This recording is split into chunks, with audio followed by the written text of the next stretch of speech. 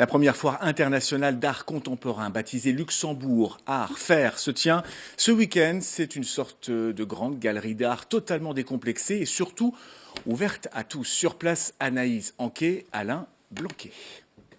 Accroché, réajusté, lustré, tout doit être parfait pour conquérir le cœur des acheteurs. Parmi les 2000 œuvres présentées dans cette immense foire internationale, 700 d'entre elles seulement trouveront preneur. Parmi elles peut-être ces émaux de Longwy, nouvelle génération. Jusqu'ici spécialisée dans la vente de pièces décoratives, depuis quelques mois, cette galerie se lance dans l'art. Et le public est un peu différent. On est sur une clientèle plutôt haut de gamme, plutôt déjà fortunée et esthète, amateur d'art. Et c'est vraiment le bon endroit pour commencer notre aventure dans les œuvres d'art.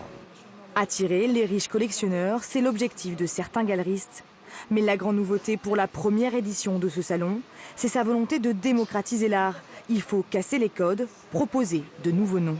Le but, effectivement, c'est de présenter également des jeunes artistes. Donc, dans la sélection des galeries, on a bien fait attention, effectivement, d'avoir et des galeries qui nous proposent des signatures et des galeries qui nous proposent de jeunes artistes. Je suis contre cette frustration, en fait, où seulement les gens fortunés pourraient faire l'acquisition d'art. Le prix, d'abord, ne fait pas la qualité, donc on peut avoir de très belles œuvres pour pas très cher. Et il faut aujourd'hui que tout le monde puisse s'offrir des œuvres d'art. Un changement de mentalité qui passe par le choix des galeristes, mais pas seulement. Pour ce peintre, c'est à l'artiste de comprendre son public dans sa diversité. Lui n'hésite pas à changer sa manière de créer pour proposer des œuvres à prix réduit.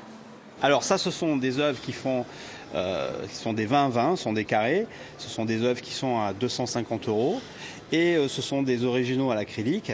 Et ça permet effectivement de construire un mur ou de jouer avec les couleurs. Les grands noms et leurs prix extravagants n'ont pas pour autant disparu des allées de ce salon. Pour cette sculpture signée Niki de Saint-Phal, comptée plus de 120 000 €, 40 000 € pour cette œuvre de Chagall.